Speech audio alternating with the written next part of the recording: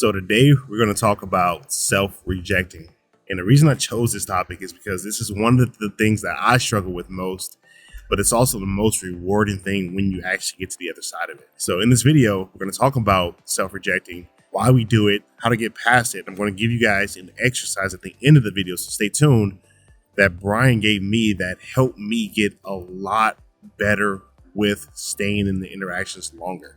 So I went from being able to have 30-second conversations to being able to have 5, 10, 15-minute conversations to where now I can be in a conversation with a person all day if you let me.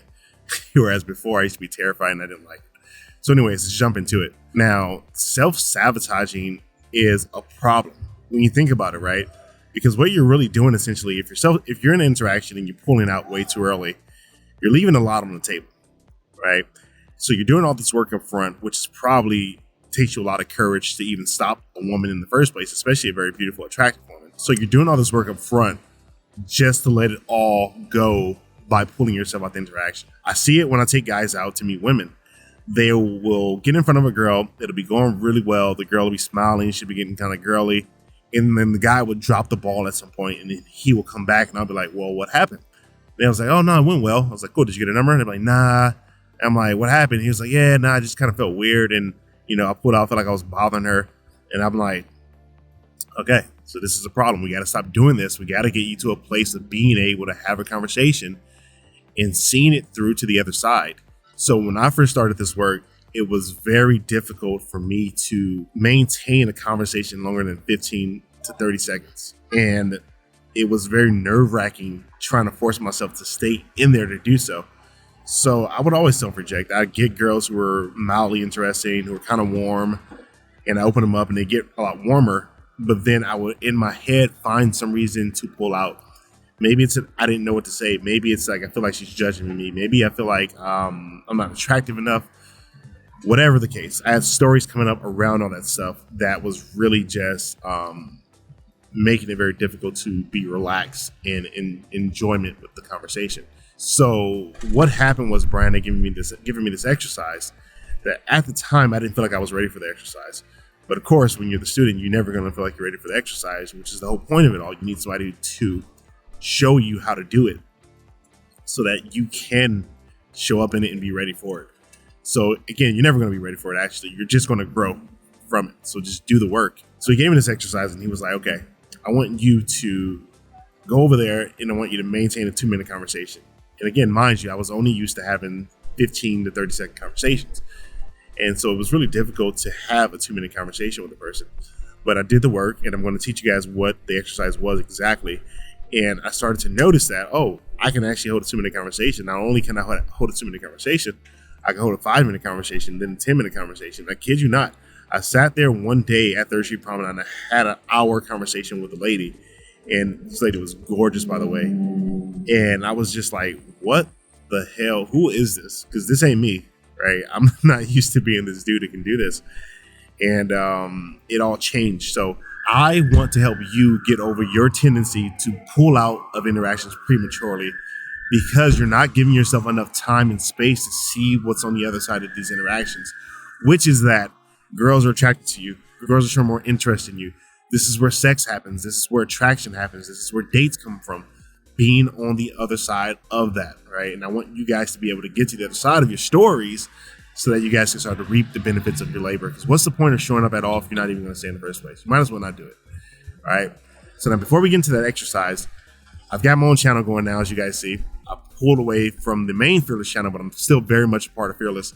The cool part about this channel is that I get to teach you guys everything I've learned from Brian that made me a more solid, relaxing, calm person. Because when I started this work, I was an anxious wreck. I was nervous. I couldn't hold a conversation. I couldn't hold eye contact with people. It was very nerve-wracking and it felt very icky and weird in my body, right? It also didn't have a lot of self-love either. And what you're going to learn in these videos is how not only to acquire self-love, but how to become a more confident, solid, self-assured male, which in turn attracts women naturally, where you don't have to do a whole lot. You just have to really start to embody more of who you are as you're going forward. So if that's something that you guys are interested in, hit like and subscribe. We got more videos coming down the pipeline, so stay tuned. So the exercise itself was, Brian would be like, okay, cool. And go over there and have a 2-minute conversation and don't come out until you've been there for 2 minutes. And I was like, damn, this is difficult. Like, how can I do that when I've only been able to have 15 to 30-second conversations? And so he would say, well, have a question ready in the pocket. Like, have the next question ready and keep it going. Now, normally Brian wouldn't do this because normally Brian would be like, don't go into your head and don't think about what to say. Don't have something pre-planned. But for this particular scenario, it was very vital to have this in my back pocket. So the way we would do that is we would do a very low tension stop, something that people wouldn't mind stopping for, right? Or a reason. So our whole context was that we're looking for we're looking for Starbucks, we're looking for a pizza place, we're looking for a burger place. We call these indirect openers. So indirect openers are questions that people don't mind answering. They don't have a lot of tension to them, which makes people unguard really quickly. And it'd be a lot different if you're walking up to people, giving out direct compliments or telling a girl she was very sexy when you're not ready for it, and having people wall off because you don't know how to navigate the tension of that. Now, this is very low tension stuff where people don't mind giving you directions and helping you out. So do you know where Starbucks is? Do you know where a good pizza place is? Do you know where a good burger spot is?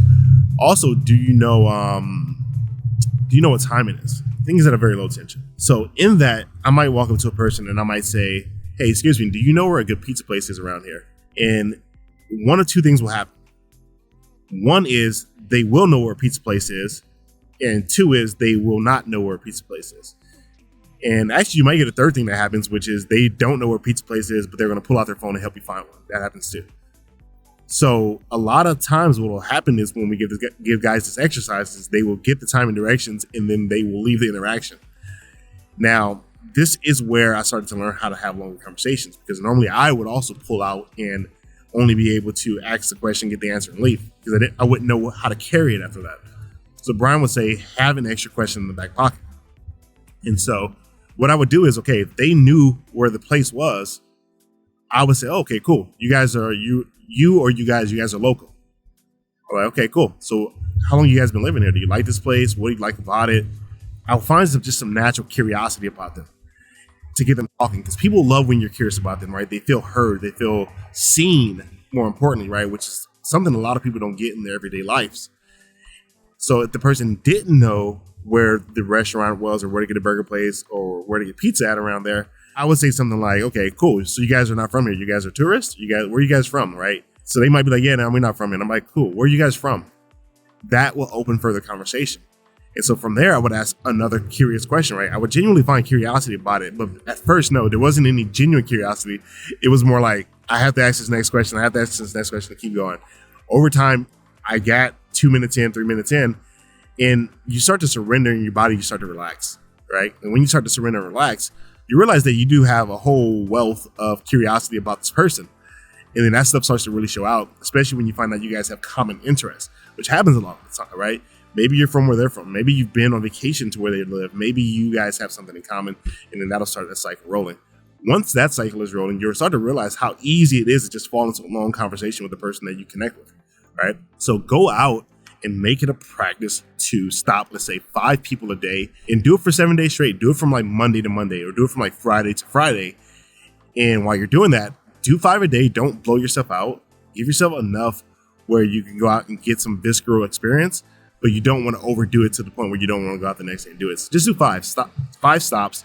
Ask one more question than you're comfortable with asking, that you're used to asking, and then follow up with another question. Follow up with another question until you guys find something very like a resonance point where you guys can both relate, connect on, something like that, right? Where it starts to flow a little bit easier. And do that for 7 days in a row. Only do 5 a day.